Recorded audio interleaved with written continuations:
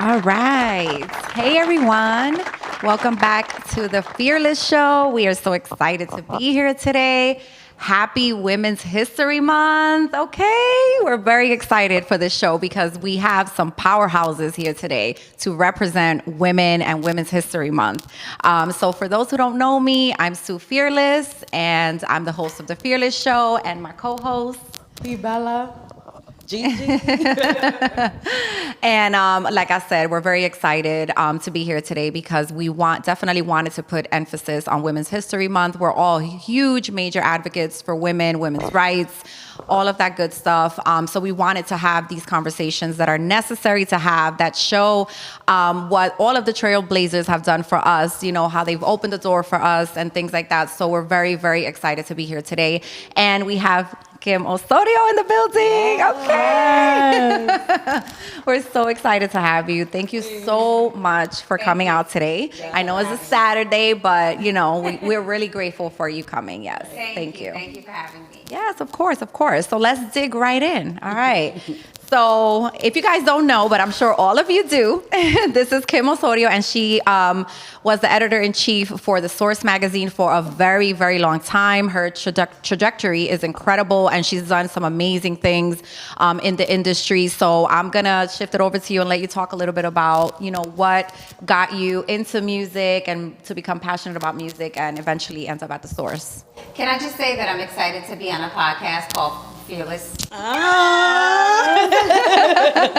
an important word. Yes. Yes, Very, Definitely. very. And Yes. so that kind of really excited me. And I think coming into, like, everybody's a little scared of something, but coming into, you know, my own and my experiences in life, I felt more and more fearless every year. Yes. You know what I mean? Yes. So like there's always a little bit of something that makes me feel like, you know what? No, you can tackle this. Like you can handle That's right. Right. Yeah. I love that. I love Yes. that. I love Because that. I'll jump in and say this. Some people think that when you say fearless, it's like the absence of fear. And it is not the absence of fear. We all still have challenges and things that we fear. It's more like the pursuit, right? The fearless pursuit for your passion, for your happiness, for your peace, for your family, whatever it is, you know. So thank you. Yes. My career, you know, it's a long story. It's such a long story. I think a lot of people are familiar with the fact that I grew up in the Bronx and I always loved hip hop. It was a culture that I identified with, you know, just having a mixed racial background, but being from the Bronx and sort of identifying with my community and my culture as hip hop was coming up. So going to school, I never really knew what I wanted to be, right? You know, when you're little, it's like, there's a little line in a book that I had where we were recording like all of my milestones, and every year it's like, what do you want to be when you grow up? My mom still has this book, or I still have this book. And every year mine would change. So I don't know if that has anything to do with me being a Gemini. I don't know. One year I'd want to be a celebrity or singer or star because I did the karaoke and it's like this all Right, yes. You know, the next year I want to be a teacher, and you know, You sound like me. my passion kept changing, right, Yeah. as I'm growing up and growing older. But I loved hip hop, and I also loved writing and expressing myself or telling stories, right? No matter what that entailed, whether it was writing them down or saying them on camera, like I just loved telling stories. So I think maybe in the early 90s, I started writing about music. I started writing about hip hop, and that eventually led to me getting published in different publications, and then being in hip hop and being a writer. There was no other magazine that I wanted to be at but The Source. That was the one that you aspired to write for. And so eventually I landed articles in The Source magazine, and then went and got a job and rose you know, in the ranks and became the editor-in-chief. So it was an exciting time in my life. But even beyond that, like after The Source, just transitioning into TV, it was always about telling stories. And there's always a little bit of hip hop Definitely. like Yeah. everything that I do. Well, hip hop is like telling a story, right? The music tells a story. So it makes complete sense that you landed there. And we'll go back to the TV, but I want to talk a little bit more about the source. Once you got there, it took you only 2 years to become editor-in-chief. Like, that is commendable. Yes. That is commendable. Right, like you say it was exciting. Sorry to cut you off. Yeah, too. no. You say it was exciting, but like how did you feel when you found out like that day you were like the editor-in-chief of the Source magazine? Good, but scared. Okay. It's a big position for me. See, the thing about it is it only took 2 years, but coming into the magazine, and this was important for me, I was a music writer. That was my beat, right? I wrote about music. I did interviews with artists. And at the Source, being in the music department, it wasn't easy to get into. So there were a lot of people coming in and out of the magazine, writing in different departments, but getting into the music department was what I wanted. Right. A month before I was hired at the Source, a lot of people are not familiar with this story. A month before I was hired at the Source, I was hired at Double XL. Oh wow. And I did 1 month. Because of nothing else, but I wanted to be in music. I was hired as a lifestyle editor. So my pages in Double XL, and there was only 4 of us back then. Elliot hired me. Elliot Wilson. It was Elliot, Bonsu, me, and Vanessa. Right? It was after the XXL like turnover or whatever. And Elliot actually offered me a job to work at XXL, but it was in the lifestyle department. It wasn't music. Right. And for me, right, although I was excited about that stuff, if you ask me, if I had to go back to a magazine right now and they'd be like, what do you want to, write? I'd be like, oh, lifestyle, right? Just because that's where I am in my life. But back then, You've it evolved was into all that, about right. music, right? And I had the lifestyle editor job, so I had lifestyle section in XXL. And when I got offered the Source position, that was in the music department. And that meant like, you're part of the committee that's giving out the mics, right? Like you're in charge of pages where you're doing music features on the artist. You're in charge of that. And it was a tough decision for me, but when Carlito took the job at the Source, he said, all right, I got a spot for you. It's the music.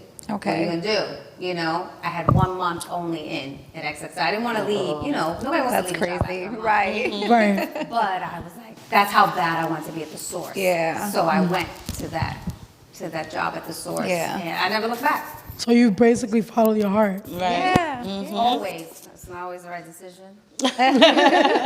No, but that's amazing because the Source is considered the Bible of hip hop. So you were where you belong. Exactly. So I think it was a great choice, and we got some really good stuff from you. So little yeah, story, definitely. So what was your vision once you became editor-in-chief? What was your vision for the magazine? Like, where did you want it to go? What direction? Yeah. So I was always into like hardcore hip hop, flashy hip hop, even, I kind of came of age during the time where it was like the bling era, right? Like that's when hip hop got real flashy. Right. But at the magazine, although certain people will say she's up there lying, she's a backpacker. She likes backpack rap, right? Like, 'cause Okay. I definitely come from underground, I think, and just kind of listening to a lot of music and understanding samples and beats, like that is really who I Okay. am. But at that time, at the Source, it was a good time. So I was living life, right? Like I was going out to parties, like I was seeing hip hop evolve as a business. And I think when I took the job, I wanted to elevate that and make sure that we were featuring the artists that were like the highest profile artists in the game, right? Because the Source had been around for so long, there was a lot of history between a lot of the artists and the magazine. And so we weren't in a position at that time where we were like getting certain artists to be on the cover. So for me, I wanted to get back to that sort of sense of like the Source being the dominant place in hip hop, right? Like, because this was also And rebuilding at a time- those relationships with rebuilding the those artists. relationships, but remember, this was also around a time where like people wanted to grow beyond hip hop, so they didn't want it the Source cover anymore. They wanted Rolling Stone, like they wanted to go and So I wanted to bring that sort of hip hop really, because the business was really booming at this time. Okay. But I think it was important to recognize that when I became the editor of The Source, the South was really dominating the music. So I wanted to be able to do that. I wanted to be able to, be ahead of the game. I always liked knowing everything, just in life. I'm the type of person I want to know everything before everybody else. Yes. Right. Right? Like, I think I'm a know-it-all. So it's like, I want to know everything before. And I think foreshadowing was a big part of what I wanted to do at The Source, being able to say, like, this is the next thing that's happening in hip hop. And so we did things under my tenure, like putting Kanye on the cover before anyone had done that, right? So like that was a big deal to me, being able to say, like, okay, because at The Source at the time, you couldn't be on the cover if it was like your first album. It was like you needed to have some skin in the game. So I wanted to make sure we were, no matter, despite that, like we're getting rid of the rules, we're getting rid of the past drama between. Yes, that was important. Yeah, I wanted definitely. to make sure that we were on top, and I wanted to outsell everyone. Yeah. That was, the competitive spirit in me. So I want to ask you something, right? So you talked about music in the South. I want to talk about this a little bit because there are some people that feel, and some artists in New York City that feel like we put a lot of emphasis at some point with music from the South, and it kind of took away from the New York essence in music. How do you feel about that, being that you were part of the contribution of bringing the South music up here, up north? Yeah, for sure. That's a good conversation today in 2023 with the younger artists. I need this now. So I think that it's interesting, right? Because I come from a time when, I think of that Andre 3000 clip at the Source Awards where he's like, the South got something to say, right? I come from that time when artists in the South felt like we up here in New York weren't giving them their proper just due. When I became the editor-in-chief at The Source, that's when hip-hop definitely moved down to Atlanta, right? And it's still kind of there. Yeah. It's like the hub now.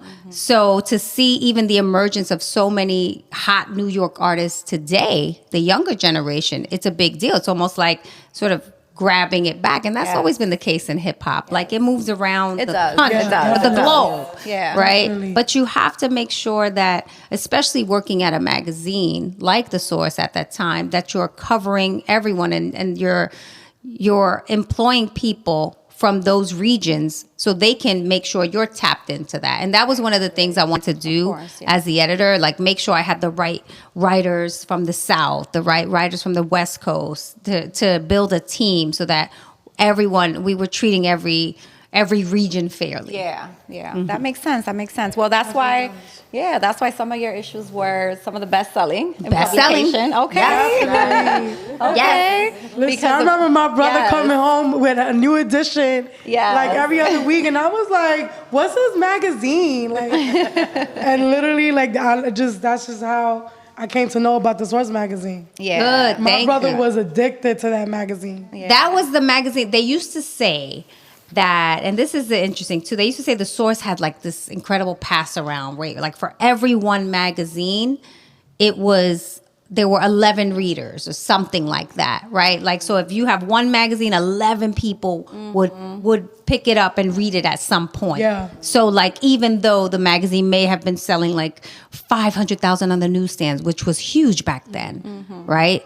You would multiply that to get the readership because you knew that one magazine at a barbershop, at a nail salon, like that, so many people were reading it. Yes.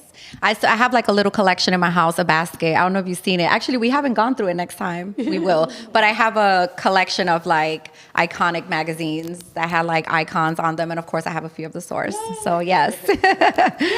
All right. So I want to shift the conversation a little bit. So I want to ask you, how was it working in a male-dominated industry? And I know you've been through your share of stuff.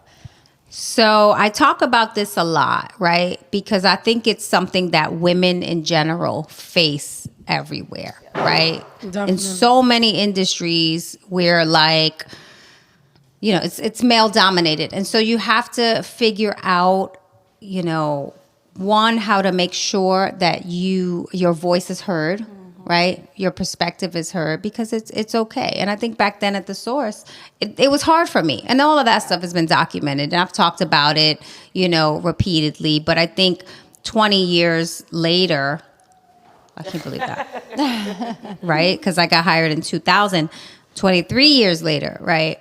For me, everything is like a learning experience. So I learn and I grow in my profession.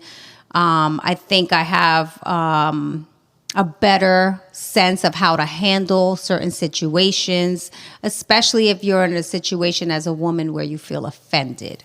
Right. Yes. And that has a lot to do with Right. the beginning of this conversation when I talked about being fearless, right? Like coming into a magazine like that at that time when I was so young, I'm thinking, you know, how do I handle this situation? And I don't always know. And maybe I'm quiet and I don't say anything. And, you know, you don't know how to react in certain situations. But like if I put myself now at this age, back then, I know I may handle it differently. Right. Like an adult, or I'm a lot more fearless in a sense that I'm not scared to say how I feel or to put someone in their place. Exactly. Or, you know, that's different, right? So like there are challenges that you face as, you know, a 20-something-year-old woman working in a male-dominated space that you learn how to deal with much later on. Yeah. Yeah, but I mean, yes, I do agree. But I also feel like you did what you knew to do best at the time. And that's, we grow from everything. And I think that regardless of if you would have done it different, you still did it. I did it. You know, I'm always, and I always had that in me. Like I'm always going to speak up for myself in some way. Yes. So I always you had should. that in me, right? But you know, I think just knowing what I know now, right, and understanding relationships and business, and so you know, I've been approached by a lot of women who ask me how to handle certain situations. And I always say my advice is much more calm these days. I'm like the Calm app. You know, I was coming out of the Bronx, out of Castle Hill, right? So everything is turn up. Yeah. That's all I knew. Everything is like, oh, you tested me? Like, oh. And that is different from where I am now. Like it takes a lot more to get me to react in a situation. So, you know, I'm more about resolution, Yes. right? Resolving things and working things out. But sometimes your back's against the wall and you just, you know, you got to do what you got to do. Yeah. Right, definitely. But you do, you know, no matter what, you know, I know you've been, you know, through your lawsuit and things like that, but I feel like we can't be scared of those things. We have to stand up for ourselves, 1,000%. I come from the corporate world, and I was the quiet one in the beginning until I learned no more. I have to speak up. And this is part of the reason actually why we do this podcast, because we want to use our voices, you know, and we want people to come on here and use their voice and, you know, share the challenges they've been through. So we commend you for that. Right. Thank you. Yes. Thank Definitely you. want you to always feel empowered. Thank you. Thank you. Yes. Yes. You make us feel empowered, you know? Okay. You do. You definitely do. And at any point during this journey, I think he put a mic on me. Yes. Oh, take this one? Okay. Did at any point that you feel like quitting, like backing out, like, oh my God, this is too much for me? Did you ever feel like, since you said your back was against the wall many times, any of those many times made you want to just walk out and go right back to the black cell?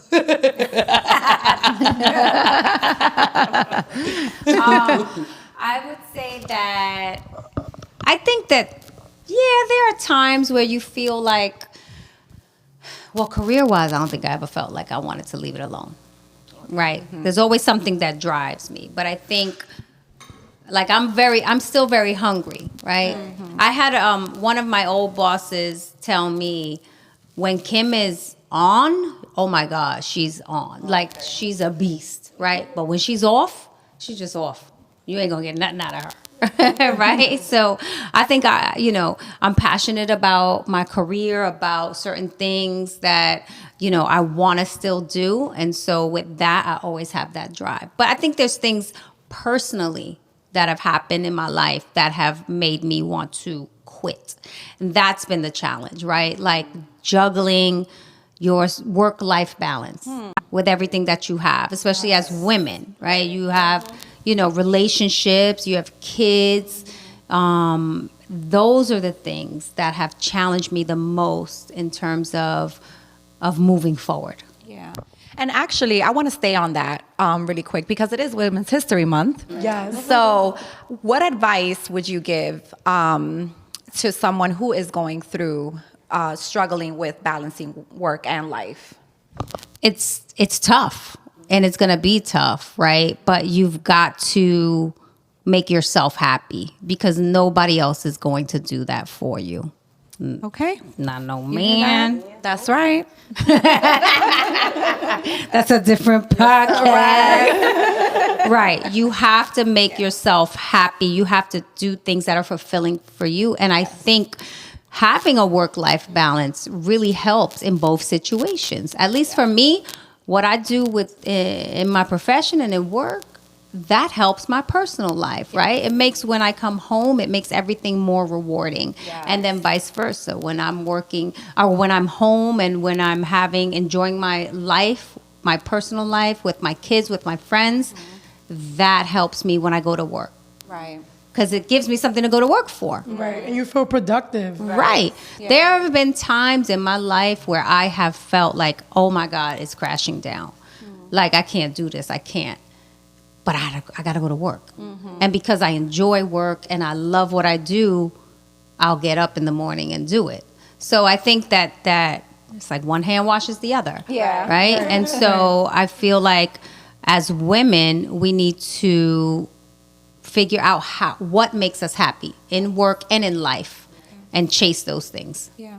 I agree. I Love think, that answer. yeah, I agree 1,000%. We actually talked about this, and some of the things we weren't compromising was our happiness.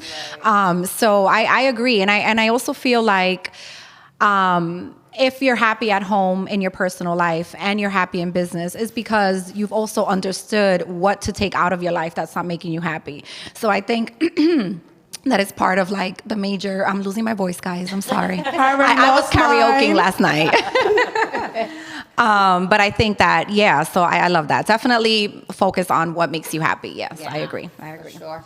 So amongst all the great things that you did at The Source, you also went on to be the executive editor at BET and vice president at Global Grind and so many other things. So talk to us about your transition out of The Source and what you went on to do. Yeah.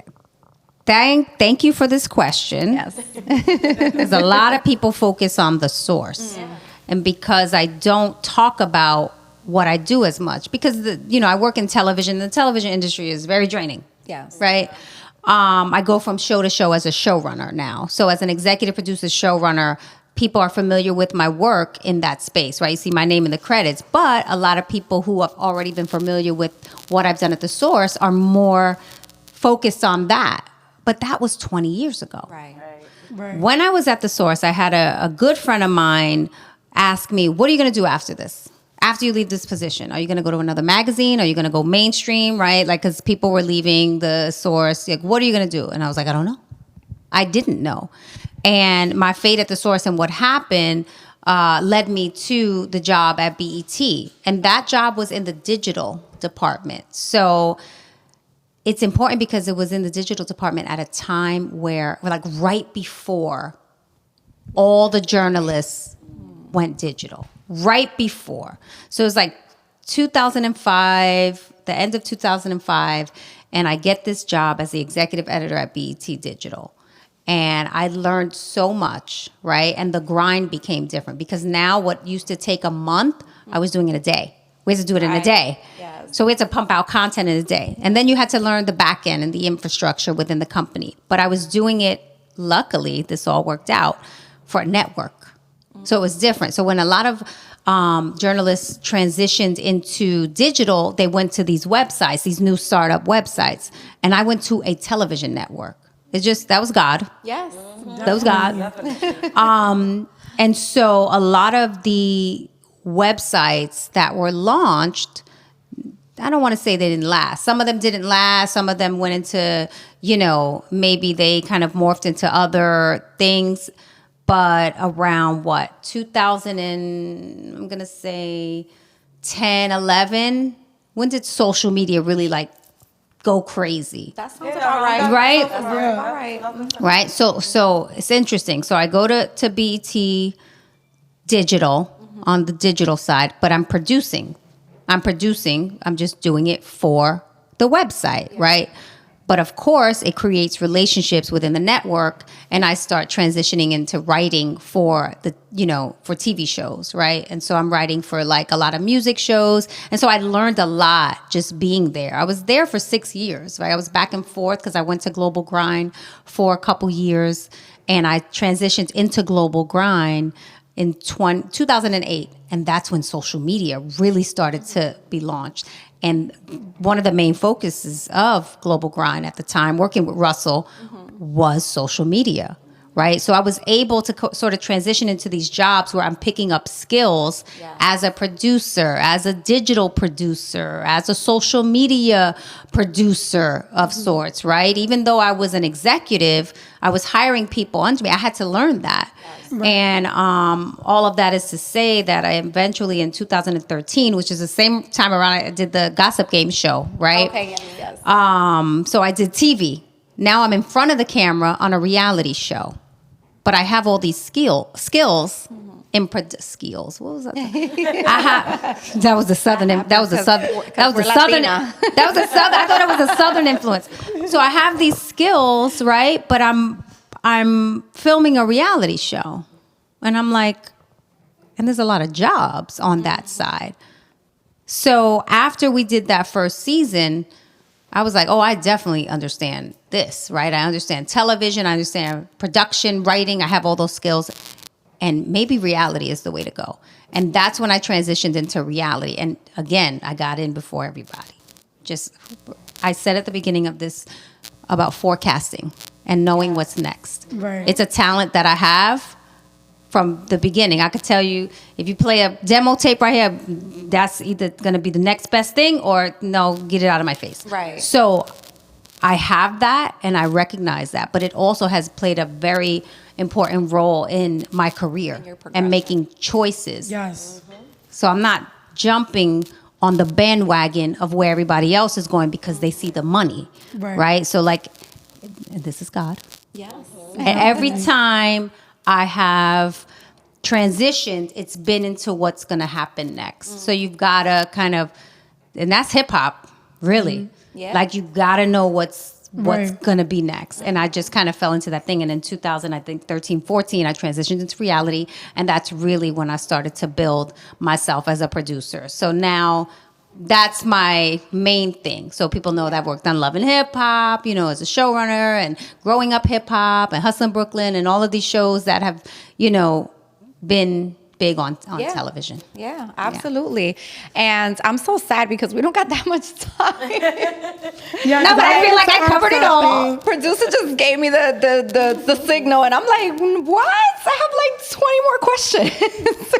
But no, definitely innovative space. You're in the innovative space. You keep transitioning into that space, and that's amazing. And we'll have lots to talk to you about behind the scenes. But I think it's amazing everything you've done, and that's why you're one of the. That's why you were marked as one of the top 25 influential Latinas. Yeah. Remember that? Yeah. Okay, snaps to that. I think my mother has it somewhere in her, Yeah, I bet she does. Yes. So major milestones for you. Thank you. And we're so proud of you. And again, thank you for being one of the trailblazers for us. Thank you for having me. Yeah. Super. But before we let you go, okay, you've definitely also gone on to do a lot of other things like mentorship with the youth and a lot of keynote speaking at colleges and even at graduation. So thank you for that, because we're also very heavy on youth empowerment. So thank you for doing all of that. So tell us a little bit about that. And then I have one more thing before we go. Okay. I'll keep it short. When I was at The Source, I got a lot of invitations to speak, right? When I released my book in 2008, I got with a speaking agency. So I was doing it at that time really as part of my career, right? But as I'm doing this, I'm connecting with so many people who are out there, like real people who they're reading, my work, and they're familiar with my work. And that connection, making that connection felt really good. So it became this thing of where it was